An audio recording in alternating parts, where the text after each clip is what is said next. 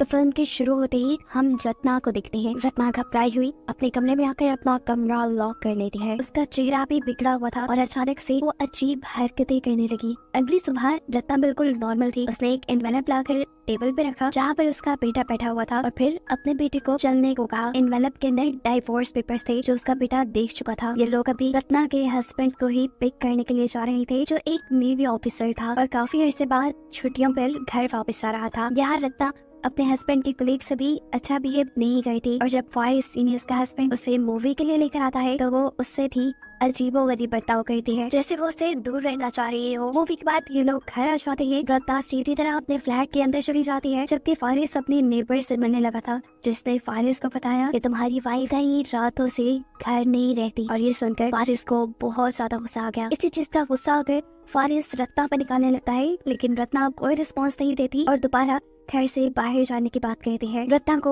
अपना बाहर जाकर काम पूरा करना था लेकिन तब फारिस प्यार से उसके करीब आता है और उसे रिक्वेस्ट करता है आज मत जाओ, कल चली जाना। रत्ना रुक तो जाती है लेकिन वो फारिस के साथ रहना ही नहीं चाहती थी। वो फारिस को इग्नोर कर रही थी जिससे उसे लगने लगा कि रत्ना का जरूर किसी और आदमी के साथ अफेयर चल रहा है और ये चीज रत्ना को तोड़ देती है। वो फारिस को कोई जवाब नहीं देती लेकिन खुद अपना सर बुरी तरह टेबल पे मारने लगती है और ऐसा करने से उसका बेटा आकर उसे रोकता है। अब सुबह जब फारिस की आंख खुली तो किचन में खटर पटर हो रही थी। बाहर जाकर उसने देखा कि उसका बेटा खुद ही खाना बना रहा था। वो अपने बेटे से बात करता है तो उसे पता चलता है कि कई महीनों से रत्ना उसका बिल्कुल ख्याल नहीं रखती। वो खुद ही अपना नाश्ता बनाता है, खुद ही तैयार होता है, खुद ही नहाता है और फिर स्कूल चला जाता है। ये सुनकर तो फारिस को दुख भी हुआ और गुस्सा भी आया कि रत्ना जो कुछ भी कर रही थी उस सब में अपने बेटे को भी भूल गई थी। अभी वो यही सोच रहा था कि एकदम से दरवाजे पे नॉक होता है और देखने को मिलता है कि यहाँ रत्ना की असिस्टेंट आई थी। रत्ना खुद एक स्क्रिप्ट राइटर थी और उसे जल्द ही अपना एक शो प्रोड्यूस करना था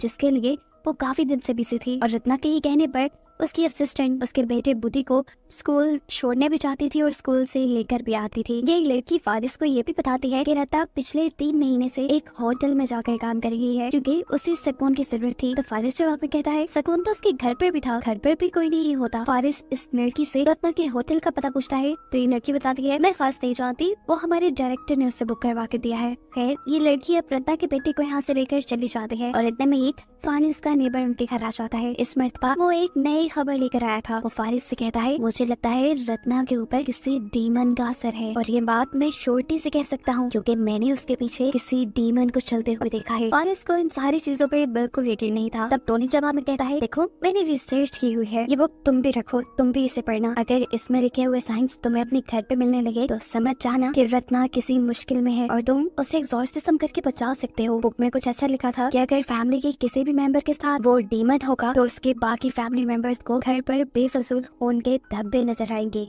उनकी इन्हीं बातों के दौरान दिखाया जाता है कि पीछे रत्ना का गाँव तकिया एक अजीब से मॉन्स्टर में बदल गया जिसे इन दोनों ने नोटिस नहीं किया। फारिस इन सारी बातों को इग्नोर करते हुए जाता है रत्ना के डायरेक्टर के पास क्योंकि उसे लग रहा था कि रत्ना का डायरेक्टर उसमें इन्वॉल्व है। वो उसने फजूल में यहाँ पीटने ही वाला था लेकिन फिर उसे पब्लिक का ख्याल आया और उसने पूछा बताओ रत्ना कहाँ है। डायरेक्टर जवाब में उसे रत्ना का एड्रेस नहीं बताता बल्कि ये कह देता है उसे डिस्टर्ब मत करो, वो बहुत बड़ा प्रोजेक्ट कर रही है। ये सारी चीजें सुनने के बाद फारिस को और भी ज्यादा गुस्सा आ गया। वो खुद क्या भी करता हर चीज उसे पता चलाने का तजस्सुस हो गया था, इसलिए उसने एक प्राइवेट स्पाई को हायर किया जो हर वक्त उस डायरेक्टर पर और उसकी वाइफ पर नजर रखे। ये सब करने के बाद वो घर वापस आ जाता है। ये टाइम उसके बेटे के भी स्कूल से वापस आने का था। रत्ना की असिस्टेंट ही उसे स्कूल से वापस लेकर आई और दुखी फारिस उसी से अपना गम बांटने लगा। बातों ही बातों में जब वो लड़की फारिस के करीब आने वाली थी तभी इन दोनों के दरमियान फारिस का बेटा आ गया जो अपने डैड को उसे नहलाने को कहता है। फारिस जब अपने बेटे को नहला रहा था तब वो बताता है कि वो कई दिनों से बहुत अजीबोगरीब बिहेव करती है, कमरे में जाकर बुद्धि से बातें करती है और उनकी बॉडी भी कभी कभार मुड़ जाती है। इनकी इन्हीं बातों के दौरान फारिस के बेटे को छत पर उनके धब्बे नजर आने लगे जिससे डरकर वो पानी के अंदर चला गया। यहाँ हम देखते हैं कि इतने में रत्ना भी घर आ गई। फारिस गुस्से में रत्ना के पास गया और उससे पूछा बताओ तुम कितने लोगों में इन्वॉल्व हो। ये बात इतनी ज्यादा गलत थी कि रत्ना को शदीद गुस्सा आ गया और रत्ना के गुस्सा होने पर हमें दिखाया गया कि उसके घर की लाइट्स एकदम से फ्लिकर होने लगी थी, यहाँ तक कि उनके घर का फ्यूज भी उड़ गया और रत्ना का मुंह भी इस वक्त अजीब हो गया था। एक मर्तबा के लिए तो फारिस को लगा कि रत्ना गायब हो गई लेकिन लाइट आने पर उसने रत्ना को नीचे बैठे हुए देखा। वो सिर्फ जमीन पे गिरी हुई नहीं थी, उसकी हालत भी काफी अजीब थी। उसका मेकअप बिगड़ चुका था और वो अजीबोगरीब तरीके से मूव कर रही थी। ऐसे लग रहा था कि जैसे कोई अनदेखी चीज इस वक्त उसके साथ है। फारिस रत्ना को उठाकर रूम में ले जाता है। उसकी हालत बहुत खराब हो गई थी। ये सब क्या हो रहा था? फारिस यही सोच रहा था कि एकदम से उसकी नजर मिरर में गई, जहाँ पर उसे रत्ना का गाँव तकिया एक डेड बॉडी की शक्ल में दिखा। आधी रात गुजर जाती है और आधी रात में रत्ना को दोबारा से वही अटैक आता है जिसमें वो अजीबोगरीब बिहेव कर रही थी और उसने अपना गाँव तकिया ऊपर रखा हुआ था। ये देखकर फारिस उसके ऊपर से गाँव तकिया उठाकर साइड पे फेंक देता है, जिसके बाद रत्ना की हालत ठीक हो जाती है। इतने में ही हम देखते हैं कि फारिस को किसी का फोन आया। ये उसी स्पाई की कॉल थी जिसने फारिस को बताया कि वो डायरेक्टर तुम्हारी वाइफ में इन्वॉल्व नहीं है, क्योंकि वो सारी इन्वेस्टिगेशन कर चुका था। कॉल के बाद जैसे ही फारिस रूम में आया तो रत्ना दोबारा ही उसे पोसेस हालत में मिली। उसके बाल उसके मुंह पे आए हुए थे और वो अजीबोगरीब काम कर रही थी। लाइट्स एक और बार फ्लिकर हुई और फिर जब वो लाइट्स बंद होकर ऑन हुई तो रत्ना घर से गायब हो चुकी थी। फारिस को इस मर्तबा भी कुछ चीजें अजीब नहीं लगी। उसका शक अभी भी डायरेक्टर पे जा रहा था, इसलिए उसने दोबारा स्पाई को फॉर की और डायरेक्टर के होटल का एड्रेस पूछते हुए उसके होटल में चला गया। वो जब लिफ्ट में था तो उसे यहाँ पे एक ओल्ड लेडी मिली जो उसे ये कहती है कि वो आने वाला है, जो कहने के बाद वो भी गायब हो जाती है। फिर उसने जाते ही डायरेक्टर पर गन पॉइंट कर दी, लेकिन फिर उसे पता चला कि उसके रूम में तो कोई भी नहीं था। वो घर वापस आया तो उसने देखा कि उसका बेटा बहुत ज्यादा डरा हुआ है, क्योंकि उसे छत पर खून के धब्बे नजर आ रहे हैं। काफी देर से वो वॉशरूम में भी नहीं गया था क्योंकि वहाँ पर रत्ना थी और उसे अब रत्ना से डर लग रहा था, अपनी मॉम से डर लग रहा था। जाने से पहले तो फारिस खुद वॉशरूम चेक करके गया था, रत्ना वहाँ नहीं थी, लेकिन अब रत्ना वहाँ कैसे आ गई थी उसे समझ नहीं आता। वॉशरूम में जब वो जाकर देखता है तो रत्ना की हालत काफी बुरी थी। उसने अपने ऊपर अपना गाँव तकिया रखा हुआ था और उसके पाँव में से भी खून निकल रहा था। बाकी जो कोई भी उसे देखता डर जाता। फारिस अपने बेटे को इस कमरे से चले जाने को कहता है और फिर रत्ना को उठाकर बेड पर लिटाता है। रत्ना को सुलाने के बाद वो अपने बेटे के पास आ गया, उसे तसल्ली दी और उसे बातें करने लगा और बातें करते करते ही ये दोनों यहाँ सो गए। फारिस के सोने के बाद आधी रात को रत्ना दोबारा उठी। अब वो बिल्कुल ठीक लग रही थी। वो तैयार हुई, उसने बोल्ड मेकअप किया और छतरी लेकर बाहर निकल गई। बाहर बहुत तेज बारिश हो रही थी, लेकिन इसकी उसे परवाह नहीं थी। वो इस बारिश में झूमती एंजॉय करती आगे बढ़ती है और तभी उसे टैक्सी मिल जाती है। वो टैक्सी को उसी होटल जाने को कहती है जहाँ पर पिछले कई दिनों से वो काम करने के लिए जाया करती थी। मौसम की खराब हालत और अकेली लड़की को देखकर टैक्सी ड्राइवर भी सिचुएशन का फायदा उठाने की कोशिश करता है, लेकिन रत्ना इग्नोर करके उसकी गाड़ी से निकल जाती है। और तब हम गाड़ी के अंदर एक शैडो को देखते हैं, एक भूत को देखते हैं। रत्ना के गाड़ी से निकलते ही वो एंटिटी जो हमें उस कार में बैठी दिखाई दी थी, वो बेदर्दी से ड्राइवर को मार देती है। ये सब रत्ना ने भी देखा, लेकिन ऐसे कोई फर्क नहीं पड़ा और वो बड़े मजे से अपने रूम के अंदर चली गई। यहाँ हमें देखने को मिला कि स्पाई भी उसका पीछा कर रहा है। जाहिर सी बात है, फारिस के कहने पर स्पाई जैसे ही रत्ना के रूम के पास गया तो उसे रत्ना के रूम के अंदर से अजीबोगरीब आवाजें आने लगी। उसे लगा कि रत्ना के रूम के अंदर पहले से ही कोई होगा। बिना कुछ पूछे इजाजत लिए वो रत्ना का रूम खोलकर अंदर चला गया, जहाँ पर कोई भी नहीं था। रत्ना भी ऐसे खड़ी हुई थी जैसे उसे कोई फर्क ही ना पड़ा हो, जैसे वो पूरी तरह होश में ना हो। उसे स्पाई के अंदर आने से भी कोई फर्क नहीं पड़ा, क्योंकि वो जानती थी कि ये काम फारिस ही करवा रहा है। स्पाई कुछ उससे सवाल पूछता है और फिर उसका पूरा कमरा, उसकी अलमारी, बेड के नीचे, यहाँ तक कि उसका वॉशरूम भी चेक करता है, लेकिन इस टाइम रत्ना के कमरे में कोई भी नहीं था। इन सारी चीजों की वो वीडियो भी बनाता गया, क्योंकि ये उसे फारिस को भेजनी थी। जब तक स्पाई सब कर रहा था, रत्ना अपने काम में मगन थी। यहाँ हम देखते ही कि रत्ना की वीडियो बनाते हुए वो आदमी भी आहिस्ता आहिस्ता रत्ना के करीब आने लगा, लेकिन रत्ना ने कोई रिस्पॉन्स नहीं दिया, यहाँ तक कि उसके हाथ भी नहीं हटाई। एकदम से अब इस आदमी को बाथरूम से अजीब आवाज आई। उसे लगा कि बाथरूम में कोई है। चेक करने के लिए जैसे ही उसने बाथरूम का दरवाजा खोला तो वहाँ बहुत सारा खून गिरा और सामने एक एंटिटी, एक डीमन भी उसे दिखाई दिया, जिससे डरकर वो फौरन ही बाथरूम से बाहर निकल आया। लेकिन पीछे रत्ना तो जैसे हथियार लिए तैयार खड़ी थी। वो इस आदमी को बार बार स्टैब करके यहीं पर मार देती है और मारने के बाद वो इस आदमी की बॉडी को उठाकर होटल की अलमारी में रख देती है। और ये सब करने के बावजूद भी रत्ना के फेस पर कोई एक्सप्रेशन नहीं आया, उसे डर भी नहीं लग रहा था। सीन यही से कट होकर हमें फारिस को दिखाया जाता है, जिसकी आंख खुली है क्योंकि उसके ऊपर छत से खून के कतरे गिर रहे थे। ये देखकर तो वो खुद बहुत ज्यादा डर गया। उसे रत्ना के खिलाफ कोई सबूत भी नहीं मिले थे, इसीलिए उसने इस बात पे यकीन कर लिया कि जरूर रत्ना के ऊपर किसी डीमन ने असर किया हुआ है, किसी डीमन ने रत्ना को पोसेस किया हुआ है। इस चीज का हल ढूंढने के लिए वो टोनी से बात करने के लिए जाता है और टोनी भी डीमन के सुराग ढूंढने के लिए उनके घर आ जाता है। घर चेक करने के बाद उसने फारिस को बताया जो भी डीमन यहाँ आया है उसे किसी ने भेजा है। क्योंकि वो रत्ना की फैमिली से जेलस है। वो लोग इस डीमन से रत्ना को छुटकारा दिलवा सकते थे एक्सॉर्सिज्म की मदद से, लेकिन इस सब के लिए रत्ना का घर में होना जरूरी है। अब जितने भी रत्ना नहीं थी, फारिस को वहाँ पर बहुत सारी कैसेट्स नजर आ रही थी। टाइम पास करने के लिए उसने इनमें से एक कैसेट प्ले कर ली। ये रत्ना के शो की रिहर्सल्स की रिकॉर्डिंग थी, जहाँ पर उसने देखा कि उसका डायरेक्टर बार बार उसके स्क्रिप्ट्स को कैंसिल करवा रहा था। वो उसके काम को बुरा कहता था और एक ही काम कहीं बाहर उससे लेता था, जिसकी वजह से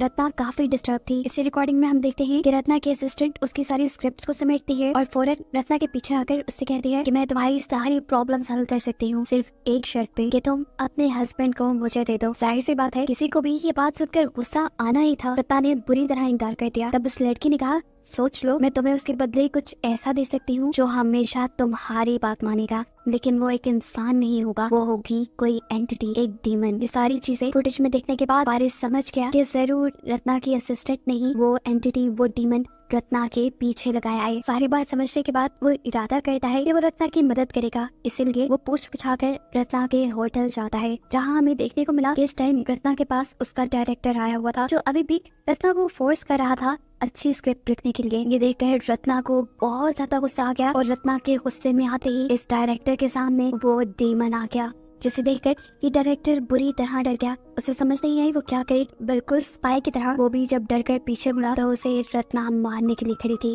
और रत्ना इस टाइम उसके गले पर चाकू रखते हुए उसका भी मर्डर कर देती है। ये सब करते हुए उसे इस चीज का ख्याल भी नहीं रहा था कि उसे जेल भी हो सकती है। शायद वो ये सब इस डीमन के पोजेशन से आकर कर रही थी। नीचे हम देखते हैं कि फारिस उसी गाड़ी के पास आकर रुका है जिस गाड़ी के अंदर रत्ना यहाँ आई थी। उसका ड्राइवर मरा हुआ था।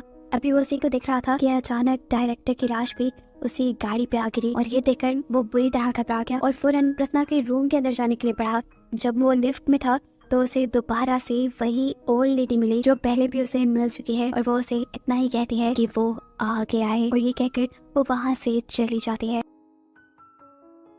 इसको भी इग्नोर करते हुए फारिस रत्ना के रूम में जाता है, जहाँ रत्ना उसी गांव तकिए के साथ अजीब सी पोजीशन में लेटी हुई थी, ऐसे जैसे उन दोनों ने एक साथ वक्त गुजारा हो। रत्ना की हालत इस वक्त भी काफी अजीब थी, इसलिए फारिस उसे लेकर घर आ गया। उसे रत्ना पर तरस आ रहा था। उसे लग रहा था कि जरूर डायरेक्टर ने रत्ना के साथ कोई ज्यादती कर दी है, इसीलिए रत्ना ने उसे मारा। वो रत्ना को नहलाता है, उसके बाल बनाता है और उससे कहता है, देखो रत्ना, कुछ नहीं हुआ, जो हो गया उसे भूल जाओ, हम दोनों एक नई शुरुआत करेंगे। ये कहकर वो दोबारा रत्ना के करीब आने लगा, लेकिन रत्ना उसके करीब आने से बिल्कुल भी कंफर्टेबल फील नहीं कर रही थी। वो अब एकदम से फारिस को अपने से दूर करके भागकर किचन में चली जाती है। फारिस पे भागता हुआ उसके पीछे आता है, लेकिन तब तक रत्ना ने एक चाकू उठा लिया था, जिसे वो फारिस पे पॉइंट करते हुए कहती है, दूर रहो मुझसे, मुझे तुम्हारे साथ नहीं रहना, मैं उसी के साथ खुश हूँ जो मेरी बात मानता है। यानी रत्ना डीमन के साथ खुश थी। या जब फारिस दोबारा उसके करीब आने लगा तो उसे पता चल गया कि वो फारिस से इतनी आसानी से छुटकारा नहीं पा सकती, इसीलिए वो अपने आप को ही मारने की कोशिश करती है, लेकिन फारिस उसे भी बचा लेता है। इसके बाद हम देखते हैं कि रत्ना बेहोश हो चुकी थी। फारिस उसे घर पर लेटाकर